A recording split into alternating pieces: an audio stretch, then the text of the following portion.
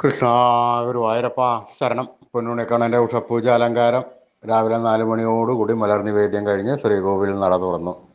പൊന്നുണ്ണിക്കണ്ണൻ അതാ ശ്രീരകത്ത് പുഞ്ചിരി തൂകി നിൽക്കുകയാണ്. നെയ്വിളക്കുകളെല്ലാം നിറഞ്ഞ് കത്തുന്നുണ്ട്. ആ നെയ്വിളക്കിൻ്റെ ശോഭയിൽ അതാ പൊന്നുണ്ണിക്കണ്ണൻ്റെ പുഞ്ചിരി കാണാൻ കൂടുതൽ കൂടുതൽ ഭംഗിയുണ്ട്. പൊന്നുണ്ണിക്കണ്ണൻ്റെ തിരുമുഖം ചന്ദനം ചാർത്തിയിട്ടുണ്ട്. നെറ്റിയിലൊരു സ്വർണ്ണഗോപിക്കുറി അണിയിച്ചിരിക്കുന്നു. ചെവിയിൽ ചെവിപ്പൂക്കൾ വെച്ചിട്ടുണ്ട്.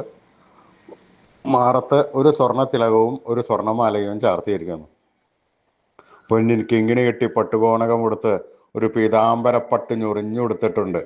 കയ്യിൽ ഓടക്കുഴലും താമരയുമുണ്ട്. സ്വർണ്ണ കിരീടം ചാർത്തി കിരീടത്തിന്മേൽ 3 തിരുമുടി മാലകളും 2 വലിയ വനമാലകളും ചാർത്തിയിരിക്കുന്നു.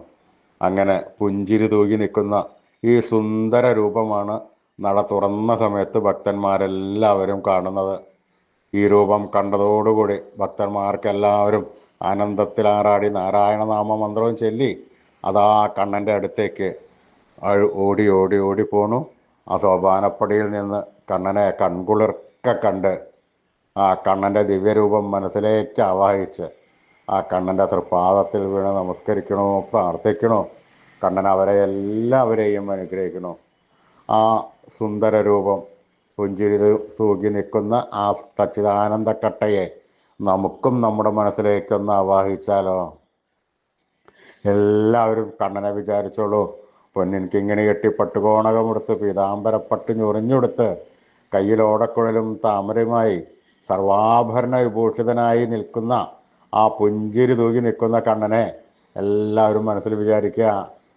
നല്ലപോലെ വിചാരിച്ചോളൂ. പൊന്നുണ്ണിക്കണ്ണൻ നമ്മുടെ മനസ്സിൻ്റെ ഉള്ളിൻ്റെ ഉള്ളിലേക്ക് അതാ കയറി വരുന്നു. അങ്ങനെ പൊന്നുണ്ണിക്കണ്ണൻ അവിടെ കയറി വന്നു കഴിഞ്ഞാൽ ആ കണ്ണനെ അവിടെ കൂട്ടിപ്പിടിച്ച് നിർത്തി ആ കണ്ണനെ അവിടെ പ്രതിഷ്ഠിച്ച് ആ കണ്ണനുമായി കുറച്ച് നേരം സംവദിച്ച് ആ കണ്ണനെ ഒന്ന് കൊഞ്ചിച്ച് ഒന്ന് ലാളിച്ച് ഒരു മുത്തം കൊടുത്ത് ആ കണ്ണൻ്റെ തൃക്കാൽക്കൽ വീണ് നമസ്കരിക്കുക, പ്രാർത്ഥിക്കുക. കണ്ണൻ്റെ അനുഗ്രഹം നമുക്കെല്ലായ്പ്പോഴും ഉണ്ടാവും കേട്ടോ. എല്ലാവരും നാമം ജപിച്ചോളൂ. നാരായണ നാരായണ നാരായണ. സ്നേഹത്തോടുകൂടി ഭക്തിയോടുകൂടി വിശ്വാസത്തോടുകൂടി കണ്ണൻ്റെ തിരുനാമങ്ങൾ എപ്പോഴും എപ്പോഴും ജപിക്കുക. അപ്പോൾ കണ്ണൻ നമുക്കും സ്നേഹം വാരി കോരിത്തരും. നമ്മൾ കൊടുത്ത സ്നേഹത്തിനേക്കാൾ കൂടുതൽ സ്നേഹം നമുക്ക് തന്ന് നമ്മുടെ അടുത്ത് വന്ന് നമ്മളൊക്കെ കെട്ടിപ്പിടിച്ച് നമുക്ക് വേണ്ട സമയത്ത് വേണ്ടതെല്ലാം വാരി കോരി തന്ന് കണ്ണൻ നമ്മളെ അനുഗ്രഹിക്കും. അതുകൊണ്ട് എല്ലാവരും സ്നേഹത്തോടുകൂടി വിശ്വാസത്തോടുകൂടി ഭക്തിയോടുകൂടി കണ്ണൻ്റെ നാമങ്ങൾ ജപിച്ചോളൂ കേട്ടോ. നാരായണ നാരായണ നാരായണ നാരായണ. കൃഷ്ണായ വാസുദേവായ ഹരേ പരമാത്മനെ പ്രണതക്ലേശനാശായ ഗോവിന്ദായ നമോ നമഃ. കൃഷ്ണായ വാസുദേവായ ഹരേ പരമാത്മനെ പ്രണതക്ലേശനാശായ ഗോവിന്ദായ നമോ നമഃ. കൃഷ്ണായ വാസുദേവായ ഹരേ പരമാത്മനെ പ്രണതക്ലേശനാശായ ഗോവിന്ദായ നമോ നമഃ. അച്യുതാനന്ദ ഗോവിന്ദ അച്യുതാനന്ദ ഗോവിന്ദ അച്യുതാനന്ദ ഗോവിന്ദ. ഈ നാമത്രയ മന്ത്രം എല്ലാവരും നിത്യവും ഉപാസിക്കുക. ഋഷീശ്വരന്മാർ നമുക്ക് തന്ന അമൂല്യ നിധിയാണ്. ഈ നിധി നമ്മൾ കൈവിട്ട് കളയരുത്.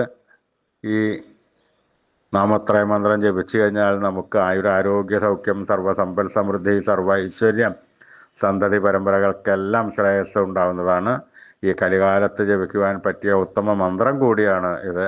അതുകൊണ്ട് നിത്യ ഉപാസനയിൽ ഈ നാമത്രയ മന്ത്രം എല്ലാവരും ഉൾപ്പെടുത്തുക, നാമം ജപിക്കുക. അച്യുതാനന്ദ ഗോവിന്ദ അച്യുതാനന്ദ ഗോവിന്ദ.